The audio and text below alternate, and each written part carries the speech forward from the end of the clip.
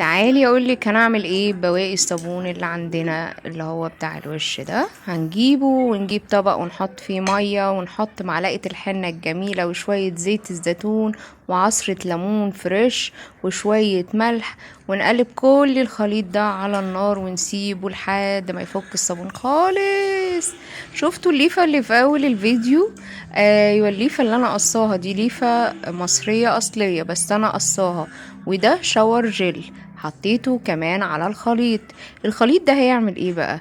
الخليط ده هيشيل الجلد الميت، هيشيل السواد اللي في الكوع وفي الركبة، هيشيل السواد اللي في الجسم والجلد الميت، لان الحنة مفيدة جدا للبكتيريا اللي في الجلد. وكمان لو عايز تخلي شعرك، بس هو بره الموضوع يعني، لو شعرك فيه قشرة فيه شيب، حط حنة هيبقى زي الفل. ادي الليفة بتاعتنا صبيت عليها الخليط كله.